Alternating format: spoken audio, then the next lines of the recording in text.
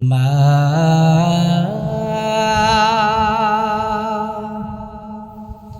মা মা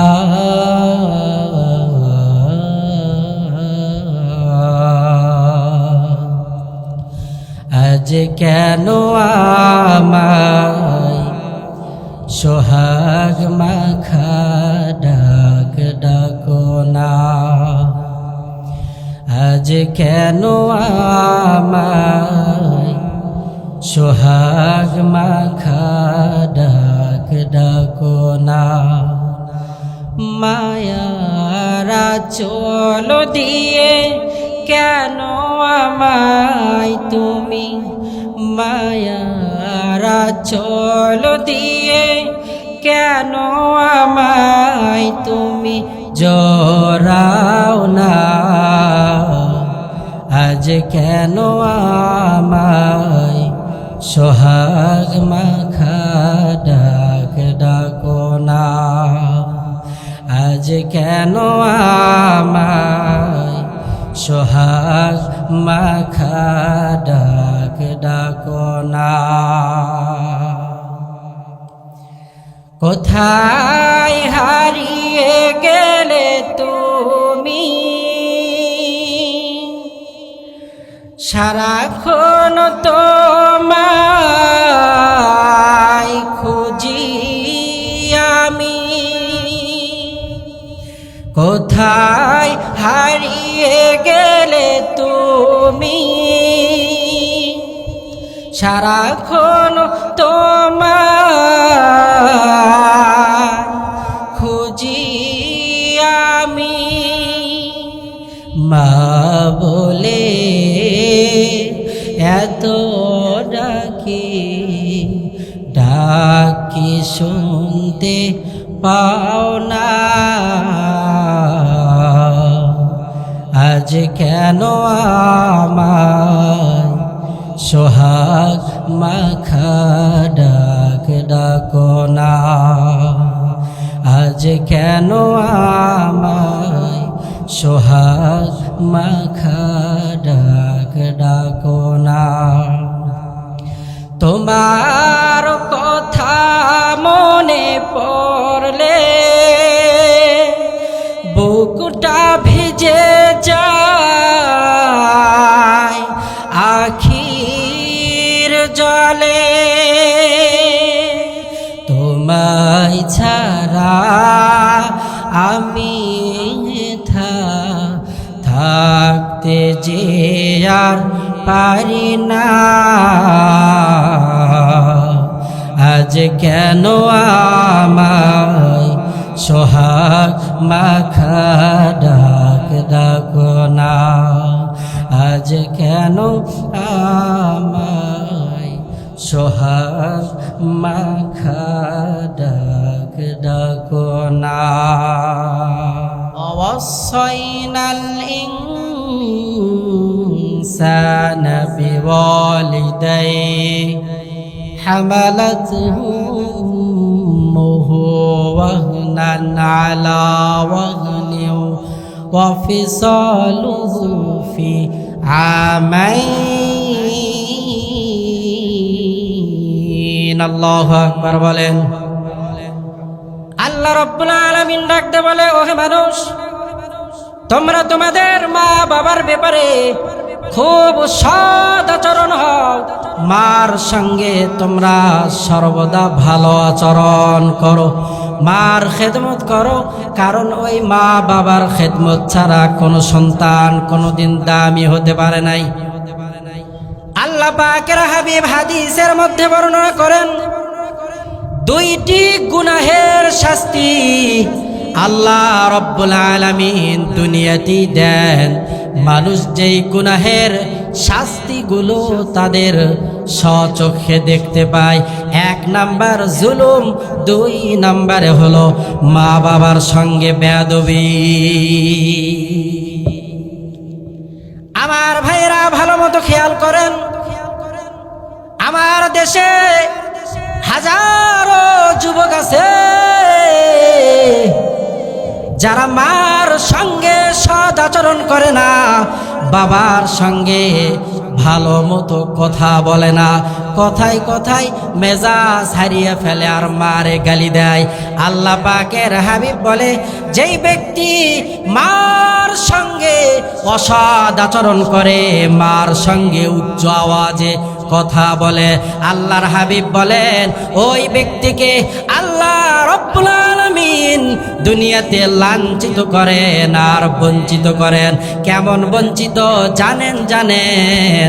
একটা মানুষ যখন দুনিয়া থেকে বিদায় নিয়ে চলে যায়, ওই মানুষটা যদি কালেমা হারা হয়ে বঞ্চিত হয়ে যায়, তাহলে ওই মানুষটা হলো সবচাইতে বড় হতভাগা আর সবচাইতে বড় দুর্ভাগা। কারণ দুনিয়ার জমিন থেকে বিদায়ের সময় তার জবানে জারি করাইতে পারলো না লা ইলাহা ইল্লাল্লাহু মুহাম্মাদুর রাসূলুল্লাহ। মারহাবা বলে। আল্লাহর হাবিব বলেন যেই ব্যক্তি মার সঙ্গে অসৎ আচরণ করবে, ও যুবক ভাই তোমার পায়ে হাত দিয়ে বলি, মা বাবার সঙ্গে কখনো অসৎ আচরণ করা যাবে না। কারণ যদি অসৎ আচরণ হয়ে যায়, আমার কোনো কথার কারণে যদি মায়ে কলিজায় আঘাত পায়, আমার কোনো কথার কারণে যদি বাবাই তার কলিজায় আঘাত পায়, আল্লাহর হাবিব বলেন তাহলে যে সর্বহারা হয়ে দুনিয়ার থেকে বিদায় নেয়। তার মানে তার জবানের ভিতরে কালেমা নসিব হয় না। কি নসিব হয় না? কালেমা তার নসিব হয় না। আল্লাহ পাকের হাবিবের জলিল কদর সাহাবী আলকামা রাদিয়াল্লাহু তাআলা আনহু আল্লাহ পাকের হাবিবের পিছনে নামাজ আদায় করতেন, আল্লাহ পাকের হাবিবের সঙ্গে জিহাদের ময়দানে যাইতেন, আল্লাহ পাকের হাবিবের সঙ্গে নামাজ পড়তেন, রোজা রাখতেন, বিভিন্ন আমাল রাসূলের পিছু পিছু থাকতেন। কিন্তু মৃত্যুর শয্যায় যখন আলকামা রাদিয়াল্লাহু তাআলা আনহু শাহিদ, ওই আলকামার জবানের ভিতরে কালেমা বের হয় না। আল্লাহ পাকের হাবিবের নিকটে সাহাবায়ে কেরাম গিয়ে বললেন, ওগো আল্লাহর হাবিব, আপনার জলিলুল কদর সাহাবী আলকামার ওই জবানের ভিতরে কালেমা বের হয় না গো আল্লাহর নবী। এবার আল্লাহ পাকের হাবিব হযরতে বেলাল রাদিয়াল্লাহু তাআলা আনহুকে পাঠিয়ে দিলেন আর বললেন, ও বেলাল তাড়াতাড়ি যাও রে, আমার আলকামা কালেমা হারা হয়ে মৃত্যুবরণ করবে, এটা তো মেনে নেওয়া যায় না। হযরতে বেলাল রাদিয়াল্লাহু তাআলা আলকামার শিওরে গিয়ে দাঁড়িয়ে গেছে আর কালেমার তলকিন বারবার দিচ্ছে আর বলতেছে, ও ভাই আলকামা কালেমা পড়ো রে, যদি কালেমা না পড়ে দুনিয়া থেকে বিদায় নিয়ে চলে যাও, তাহলে তোমার জন্য ওই জাহান্নামের আযাব অবধারিত। তুমি সাহাবী হয়াও ওই জাহান্নামের আগুন থেকে পরিত্রাণ পাবে না। হযরত বেলাল রাদিয়াল্লাহু তাআলা, আমার ভাইরা ভালো মতো খেয়াল করেন, ও হাটগাড়ি এলাকার যুবক ভাই, আমি তোমার পায়ে হাত দিয়ে বলি, মা বাবার সঙ্গে হেডা আমার মেজাজ দেখাইও না। যেখানে সেখানে মাতাব্বরি মাস্তানি চলে, কিন্তু মা বাবার সঙ্গে মাস্তানি চলে না। কথা বলেন ঠিক কিনা? মায়ে যদি ডাক দেয়, সন্তান ওঠো ওঠো, মোস্তফা হুজুর আজান দিয়েছে, তাড়াতাড়ি মসজিদের মুসাল্লায় যাও। সন্তানের মেজাজ হারিয়ে ফেলে, মা তুমি আমারে এত ডাকো কেন? একবার মা ডাকে, দুইবার মা ডাকে, সন্তান মেজাজ হারা হয়ে মা বাবারে গালি দেয়। এমন সন্তান এই দেশে আছে না নাই? কথা বলেন, আছে না নাই? অথচ ওই যুবক যখন সারা রাত চ্যাটিং করার পরে মনের মানুষের সঙ্গে কথোপকথন হয়েছে। সকালবেলা নিজ দিয়ে যায় লেবুওয়ালা। লেবুওয়ালা ডাকতে বলে, এই লেবু, কার লেবু লাগে তাড়াতাড়ি চলে আসো। এই যুবক ঘুমের মাথায় শোনে আই লাভ ইউ। এমন যুবক দেশে আছে না নাই? এমন মাতাল হওয়া যাবে না। মা বাবার সঙ্গে সদাচরণ করতে হবে আমার ভাইরা। আলকামা রাদিয়াল্লাহু তাআলা আনহুরে কালেমার তালকিন দিচ্ছেন। কিসের তালকিন? আমাদের মধ্য থেকে যখন মানুষ বিদায় নিয়ে চলে যায়, অনেকের বাড়িতে যাওয়ার পর দেখি চিল্লা চিল্লি চেঁচামেচি, বাবাই কথা বলো কথা বলো, তাড়াতাড়ি ওঠো না কেন। মেয়ে এসে বাবার কিনারায় এসে কান্না করা শুরু করে। অথচ আল্লাহর হাবিব বলে, মানুষ যখন মুমূর্ষ অবস্থায় ওই বিছানার মধ্যে শুয়ে যায়, তখন মানুষের কানের কিনারায় বৈশা বৈশা কালেমার তালকিন দিতে হবে। কথা বলেন ঠিক কিনা? এই ওয়াজ আপনাকে কে করে? বাবার কিনারা এসে একটা চিৎকার মারলেন, ও বাবা, বাবা মনে হয় দুনিয়াতে বিদায় নিয়ে চলে গেছে। এমনটা নয়, বাবার পাশে এসে কালেমার তালকিন দিতে হবে, যাতে করে আমার আপনার বাবা, আমার আপনার মা দুনিয়া থেকে সর্বহারা হয়ে মৃত্যুবরণ না করে কালেমা পড়তে পড়তে ইন্তেকাল করে। আমরা সকলেই পারবো তো কালেমার তালকিন দিতে? পারবো তো ইনশাআল্লাহ? বেলাল রাদিয়াল্লাহু তাআলা এবার কালেমার তালকিন দিচ্ছেন, কিন্তু জবান যে কালেমা বের হয় না। আল্লাহর হাবিবকে বলা হলো, ওগো আল্লাহর হাবিব, আপনার সবচাইতে কাছের সাহাবী আলকামার জবান দিয়ে কালেমা বের হয় না। আল্লাহর হাবিব শোনার সঙ্গে সঙ্গে আলকামার কিনারায় দৌড় মারছে, আর এসে ডাক দিয়ে বলে, আলকামারে, জিন্দেগিতে কি এমন গুনাহ করেছো যেই গুনাহের কারণে তুমি আমার সাহাবী হওয়ার পরেও জবান দিয়ে কালেমা বের হয় না? আল্লাহর হাবিব ডাক দিয়ে বলল, ও আলকামার আত্মীয় স্বজন, আলকামার মা দুনিয়াতে বেঁচে আছে কিনা? সবাই বলল, আলকামার মা দুনিয়াতে বেঁচে আছে। আল্লাহর হাবিব বলল, ও গো মা, মা গো মা, আমি রসুলের বুঝতে আর বাকি নাই, আপনি আলকামার প্রতি মনে হয় খুশি না। আলকামার মা এবার বিনায় বিনায় কান্না করে, আর ডাক দে বলে, ও রসূল, আপনার সাহাবী আলকামা আমার কলিজার টুকরা সন্তান। আমি মার কলিজা আঘাত দিত, আমি মার কথা শুনতো না, কিন্তু ঘরে যে একটা আনছি আলকামার কলিজার টুকরা স্ত্রীর কথা শুনে আমি মাকে গালিগালাজ করে। এই জন্য আমি আলকামার প্রতি অসন্তুষ্ট। কার কথা শুনবেন এখন? যে ডিজিটাল যুগ এসে গেছে বাবা, বিবির কথাও শুনতে হবে সংসারে সুখ অনাবিল শান্তি আনতে, কিন্তু মার ভালোবাসা, মার কলিজায় আঘাত দিয়ে নয়। কথা বলেন ঠিক কিনা? আজকে মাহফিল আমার বাড়ির কিনারায় ওই ঝুপড়ির মধ্যে আমার মা বসে আছেন, আমার বাবা বসে আছেন। বিএন সাহেব বাড়িতে ঠিকই এসেছে, যুবকের শ্বশুর শাশুড়ি বাসায় ঠিকই এসেছে, কিন্তু কলিজার টুকরো মা ওই ঝুপড়ির কিনারায় ঘরের ভেতরে ভাঙ্গা চকিতে শুয়ে আছে। সন্তান দাওয়াত দেওয়ার সময় পায় না। কথা বলেন ঠিক কিনা?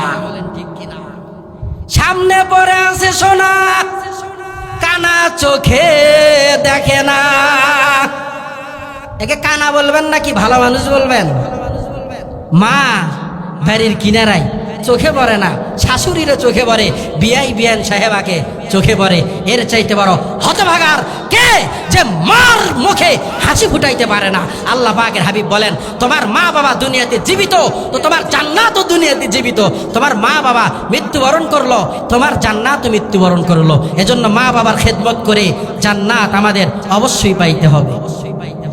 সামনে পড়ে আছে সোনা, কানা চোখে দেখে না, মাটি ভেবে লাথি মারে কোলে তুলে নেয় না, কানার ভাগ্যে ধন মেলে না ভাই, কথা বলেন ঠিক কিনা?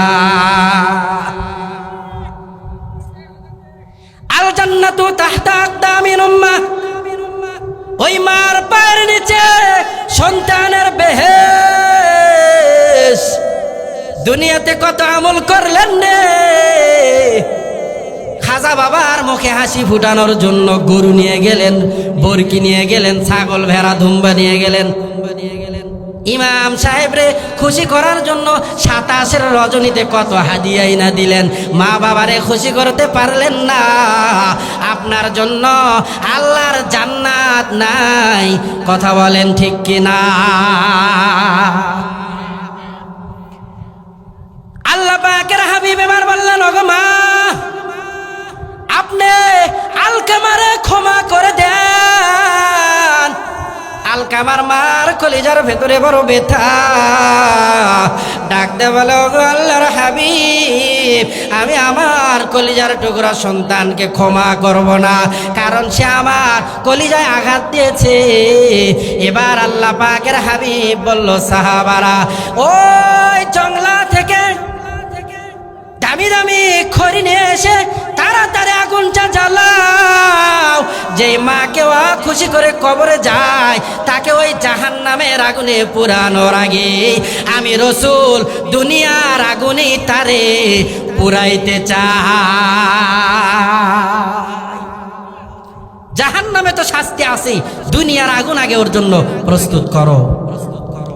আগুন জ্বালানো হলো। এবার আলকামার মা সব প্রত্যক্ষ করে দেখে। আল্লাহর হাবিব বলে, তাড়াতাড়ি আলকামারে মমর্ষ অবস্থায় থেকে উঠাও, আমার আলকামারে আমি দুনিয়াতে শাস্তি দিতে চাই। আলকামারে যখন আগুনের কুণ্ডলির দিকে নিয়ে যায়, মা সঙ্গে সঙ্গে আমার পয়গম্বরের সম্মুখ পানে এসে দাঁড়িয়ে গেছে আর ডাক দিয়ে বলে, নবী আমার, আপনার হাতেও ধরি, পায়েও পড়ি, আমার কলিজার টুকরা সন্তান আলকামারে আপনি ওই দুনিয়ার আগুনের ভেতরে জ্বালায়েন না। সঙ্গে সঙ্গে আল্লাহ পাকের হাবিব, ওই আল্লাহ পাকের হাবিবের জলিলে কদর সাহাবী আলকামার চেহারার দিকে, মুখের দিকে তাকিয়ে দেখে আলকামা তার জবান দিয়ে পড়তেছে, লা ইলাহা ইল্লাল্লাহু মুহাম্মাদুর রাসূলুল্লাহ। মারহাবা বলে। মা বাবার সঙ্গে বেয়াদবি হবে, কথা বলেন, মা বাবার সঙ্গে বেয়াদবি হবে। আল্লাহ পাক যেন আমাদের সবাইকে মা বাবার সঙ্গে সদাচরণ করে দুনিয়া থেকে বিদায় নিয়ে যাওয়ার মতো তৌফিক দান করেন। আমার ভাইরা ভালো মতো খেয়াল করেন, অবশ্যইনাল ইনসানা বিওয়ালিদাই, ওহে মানুষ, তোমরা তোমার মার সঙ্গে সদাচরণ করো, কারণ ওই মার দুঃখ কম নয়।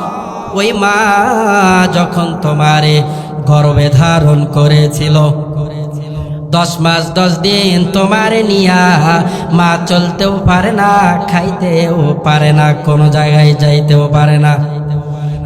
1 নাম্বার কষ্ট মায়ের, 2 নাম্বার কষ্ট মা মাকে আপনাকে প্রসব করেছে। দুনিয়ার মুখ আমার আপনার মা আপনারে দেখাইছেন।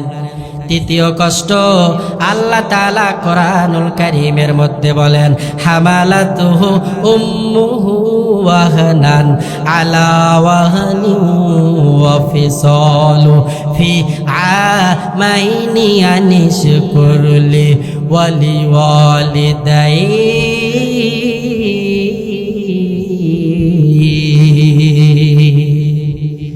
কালামে জিন্দা কুরআনে হাকিম হিকমতে ও লায়াজালসতু কদিম জামিউল ইলমি ফিল কুরআনে হাকিম তাকাসারাত আনওয়াফহামুর রিজালি বুখা কুরআন কালামুল্লাহ বসনো কদিমাস্তি নয়ন আল্লাহ পাকের হাবিবের সাহাবী আল্লাহ রাসূলের কিনারায় এসে দাঁড়িয়ে বললেন ওগো আল্লাহর হাবিব আমি কার সঙ্গে বেশি সদ আচরণ করব, কার সঙ্গে ভালো আচরণ করব? আল্লাহর হাবিব বললেন মা, আবারও বললেন কার সঙ্গে? বললেন মা। তৃতীয়বার বললেন কার সঙ্গে? বললেন মা। চতুর্থবার বললেন কার সঙ্গে? আল্লাহর হাবিব বললেন এবার তোমার বাবার সঙ্গে সদ আচরণ করো। তিনবার আমার নবী মায়ের কথা বললেন। কেন কেন? তিনটা কষ্টের কারণে গর্ভে ধারণ। আমার আপনার মা আমারে আপনারে গর্ভে নিয়া 10 মাস 10 দিন ছিলেন কিনা? জীবনের মূল কষ্ট মায়ে প্রসব বেদনা, 7 আসমান 7 জমিন তখন মায়েরই মাথা। এমন মাকে কেমনে আজি থাকো তুমি ভুলিয়া? ও আমার প্রাণের মা, মাগো মা কোথায় গেলে মোরে ছাড়িয়া? এমন এতিম আমি মাগো, চায় না কেহ ফিরিয়া। জীবনের মূল কষ্ট মায়ে প্রসব বেদনা, 7 আসমান 7 জমিন তখন মায়েরই মাথা। আমি যখন ছিলাম আমার মায়েরই উদরে, কত কষ্ট করতেন মাগো আমায় গর্ভে নিয়ে। আমার সুন্দর মুখ দেখে মায়, আমার সুন্দর মুখ দেখে মায় ব্যথা গেছে ভুলিয়া। ও আমার প্রাণের মা, মাগো মা কোথায় গেলে মোরে ছাড়িয়া? জনম দুঃখী এতিম আমি, চায় না কেহ ফিরিয়া। কথা বলেন ঠিক কিনা? কত এতিম দুনিয়াতে ঘোরাফেরা করে, এতিমের মাথায় হাত বুলিয়ে দেওয়ার লোক আছে মুষ্টিময় কয়েকজন। অথচ আল্লাহর হাবিব বলেছেন যেই ব্যক্তি এতিমের মাথায় হাত বুলিয়ে দিল, স্বয়ং আল্লাহ তাআলা ওই ব্যক্তির মাথায় হাত বুলিয়ে দিল। সুবহানাল্লাহ, জোরে জোরে বলেন সুবহানাল্লাহ।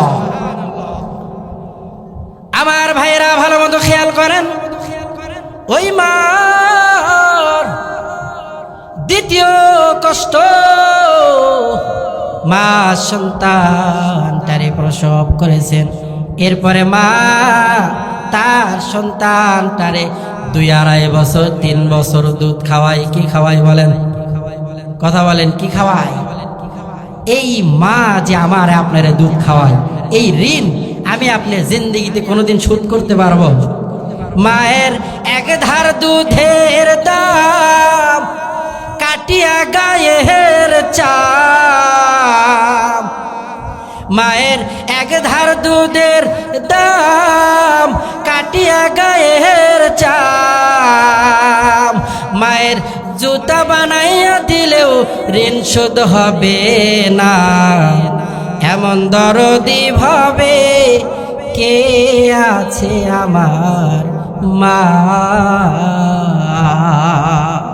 মা ছাড়া সন্তানের আপন আর কেহই নাই। আল্লাহর হাবিব বলেন, আল জান্নাতু তাহতা আকদামিল উম্মাহ। ওই মার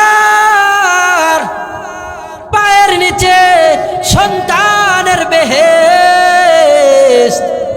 যেই ব্যক্তি মার খেদমত করে দুনিয়াতে বেহেশত কামাই করতে পারলো না, মৃত্যুর পরে যতই নামাজ আমল নামাই থাক রে, যতই ইবাদত থাক, হজ থাক, যাকাত থাক, যত আমল থাক না কেন, মা বাবার সঙ্গে যদি সৎ আচরণ না হয়, কোনো আমল কাজে দিবে না। কথা বলেন ঠিক কিনা? মায়ের খেদমত কত দামি! ওই মাকে আল্লাহ পাকের হাবিব শহীদ বলেছেন। কি বলেছেন? কথা বলেন, কি বলেছেন? ওই মাকে আল্লাহ পাকের হাবিব গাজী বলেছেন, শহীদ বলেছেন, আর বলেছেন, ও মা, তোমাদের জন্য আমি আল্লাহর হাবিব বড় খোঁজখবরি নিয়ে আসছি। সন্তান প্রসব করার সময় যদি কোনো মা দুনিয়াতে বিদায় নিয়ে চলে যায়, তাহলে ওই মাকে আল্লাহ তাআলা শহীদের মর্যাদা দিয়া জান্নাতের ভেতরে দাখিল করায়া দেয়। চিল্লায়া বলেন সুবহানাল্লাহ। একজন শহীদ দিনকে জিন্দা করার জন্য, দিনের জন্য নিজের জানটাকে আল্লাহর রাস্তায় বিলিয়ে দিয়ে শহীদ হয়ে গিয়েছেন। তার যেই মর্যাদা, একজন মা সন্তানকে প্রসব করতে গিয়ে যদি বিদায় নিয়ে চলে যায়, আল্লাহ পাকের ডাকে সাড়া দিয়ে আল্লাহর হাবিব বলেন, ওই শহীদের যে মর্যাদা, এই মায়েরও একই পরিমাণ মর্যাদা। শহীদ জিহাদের ময়দান থেকে গাজী হয়ে ফিরে আসতে যেই মা তার সন্তানকে জীবিত প্রসব করতে পারলো, আল্লাহ তাআলা ওই গাজীর যেই মর্যাদা, আল্লাহ পাক এই মাকেও একই রকম গাজীর মর্যাদা দান করে দেয়। সুবহানাল্লাহ বলেন। এই জন্য মা বাবার খেদমত করতে হবে আমার ভাইরা। আল্লাহ পাকের হাবিবের সাহাবী যুদ্ধের ময়দানে যাবে, যুদ্ধের দামামা বেজে উঠছে। আল্লাহর হাবিব ওই সাহাবীকে বলছে, ও সাহাবী, তোমার জিহাদের ময়দানে যাইতে হবে না, কারণ নবী আমার জানে তার বৃদ্ধ মা বাড়িতে এখনো জীবিত আছে। এবার সাহাবী একবার আল্লাহর রসুলের সম্মুখ পানে এসে দাঁড়িয়ে যায় আর ডাকতে বলে, ওগো নবী, জিহাদের জন্য আমাকে আপনি নিষেধ করবেন না, আপনার হাতেও ধরি, পায়েও পড়ি। এবার দ্বিতীয়বার আবার আল্লাহর নবীকে রিকোয়েস্ট করে। তৃতীয়বার আল্লাহর নবীজির মুখটারে ফিরিয়ে নিয়েছে। এইবারও আল্লাহর হাবিব তার মুখটারে ফিরিয়ে নিলেন। এবার সাহাবী জিজ্ঞাসা করলেন, ওগো আল্লাহর হাবিব, আপনি বারবার আপনার ওই সুন্দর চেহারাটা ফিরিয়ে নেন, কারণটা কি নবী? আল্লাহর হাবিব বলল, ওগো সাহাবী, তোমার মা দুনিয়াতে জীবিত আছে রে। ওই জিহাদে যাওয়ার চাইতে তুমি যদি তোমার মার খেদমত করতে পারো, তাহলে আল্লাহ রব্বুল আলামিন ওই জিহাদ করনেওয়ালাদের যেই সব দান করবে, আর তুমি বাড়িতে বইসা বইসা তোমার মার খেদমত করার কারণে আল্লাহ তাআলা তোমার আমলনামার মধ্যে একই সম পরিমাণ সওয়াব দান করবে। সুবহানাল্লাহ বলে। আমার ভাইয়েরা, আজকের আলোচনার বিষয় হলো বিররুল ওয়ালিদাইন। ভিন্ন দিকে আমি যাইতে চাই না। ওই মা বাবা আমার আপনার এত আপন, মা বাবার চাইতে দুনিয়াতে বড় আপনার কেউ আসেনি? কথা বলেন, কেউ আছে? মা বাবার চাইতে বড় আপন আমার আপনার আর কেউ নাই। খালা আছে, ফুফু আছে, কিন্তু মা বাবার চাইতে আপনার কেউ নাই। এজন্য মা বাবার কলিজায় যেন কোনোভাবেই আঘাত না যায়। জীবন চলে যাবে, কিন্তু মা বাবার কলিজায় কখনো আঘাত দেওয়া যাবে না। আল্লাহর হাবিব বলেন, দুই ব্যক্তিকে আল্লাহ তাআলা দুনিয়াতে আযাব দেয়। এর মধ্যে এক নাম্বার যারা জালেম, দ্বিতীয় নাম্বার যারা মা বাবার সঙ্গে অসৎ আচরণ করে, মা বাবাকে কষ্ট দেয়। যারা জালেম তাদের গজব আর আযাব এই দুনিয়াতেই হয়। কথা বলেন ঠিক কিনা? জালেম আমাদের দেশে ছিল কিনা? যারা জালেম তারা এদেশ থেকে পালাতে বাধ্য হয়েছে, আর আমরা যারা মজলুম আছি আমরা সোনার বাংলায় এখনো বুক ফুলিয়ে কথা বলি মাহফিলের প্যান্ডেলে। আর যারা জালেম জুলুম করেছিল, অন্যায় করেছিল, অন্যায় করে জুলুম নির্যাতন করেছিল আমাদের উপরে, তারা আর এই দেশে নাই। কথা বলেন ঠিক কিনা? কারণ আল্লাহ পাকের হাবিব বলেছে, যারা জালেম তাদের বিচার দুনিয়ার মানুষ তাদের স্বচক্ষে দেখবে। কথা বলেন ঠিক কিনা? এর চাইতে বড় যেই রকম জুলুম নির্যাতনার নিপীড়ন সহ্য করেছি, যে রকম আমাদের উপরে অত্যাচার জুলুম নির্যাতন করা হয়েছিল, এটা সেই জাহিলিয়াতের বর্বরতার অসভ্যতা সহ নমরুদ ফেরাউনের শাসন আমলকেও তারা বৃদ্ধাঙ্গুলি প্রদর্শন করিয়েছে। কথা বলেন ঠিক কিনা? ইতিহাস থেকে শিক্ষা গ্রহণ করো। যদি শিক্ষা গ্রহণ না করো, আগামীতে এর চাইতে আরো ভয়ঙ্কর পরিস্থিতি হতে পারে। এদেরকে পালাতে দেওয়া হয়েছে। আগামীতে যারা এদেশের সোনার বাংলার মানুষের উপরে যারা জুলুম নির্যাতনার নিপীড়ন চালাবে, তাদের এর চাইতে বড় খারাপ পরিণতি হবে। কথা বলেন ঠিক কিনা? বলতেছিলাম, খালা ফুফু মায়ের মতো নয়।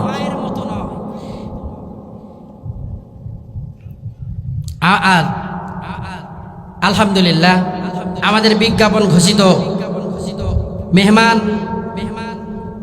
মাওলানা মোহাম্মদ ওমর ফারুক বিন নুরি বড় ভাই চলে এসেছেন। কথা রাখবেন ইনশাআল্লাহ। আপনারা সকলেই ধৈর্য সহকারে আলোচনা শুনতে পারবেন তো ইনশাআল্লাহ? তো যাই হোক, আমি বলতেছিলাম মা বাবার আজমত, মা বাবাকে সম্মান শ্রদ্ধা করতে হবে। দুইটি আযাবের শাস্তি আল্লাহ পাক দুনিয়াতেই দান করেন। এক নাম্বার জুলুম, যে জুলুমের শাস্তি আমরা স্বচক্ষে দেখতেছি বা আরো আগামীতে দেখবো ইনশাআল্লাহ। আর আরেকটি হলো মা বাবার সঙ্গে যারা অসৎ আচরণ করে, তাদের শাস্তি দুনিয়াতেই হবে। এজন্য আসুন আমাদের সকলকেই একতাবদ্ধ হয়ে জুলুমের বিরুদ্ধে দাঁড়াইতে হবে। আমাদের সকলকেই একতাবদ্ধ হয়ে ন্যায়ের পক্ষে দাঁড়াতে হবে। আমাদের সকলকে একতাবদ্ধ হয়ে কালেমার পতাকা উড্ডীন করে ধরতে হবে। জীবনে অনেক রক্ত দিয়েছি আমরা বাঙালি, মার্কার জন্য রক্ত দিয়েছি, নেতার জন্য রক্ত দিয়েছি, নেত্রীর জন্য রক্ত দিয়েছি। প্রতিফল আমরা এখন ভোগ করতেছি। কিন্তু আগামীতে আমরা কোনো নেতার পিছনে রক্ত দিতে চাই না, কোনো নেত্রীর জন্য রক্ত দিতে চাই না। আগামীতে আমরা রক্ত দিব কোরআনের জন্য, আগামীতে আমরা রক্ত দিব হাদিসের জন্য, আগামীতে আমরা রক্ত দিতে চাই আল্লাহর জমিনে আল্লাহর দ্বীনকে প্রতিষ্ঠিত করার জন্য। আগামীতে আমরা রক্ত দিতে চাই কালেমার পতাকা সোনার বাংলায় সংসদে জ্বালানোর জন্য। আমরা সকলেই তৈয়ার আছি তো ইনশাআল্লাহ?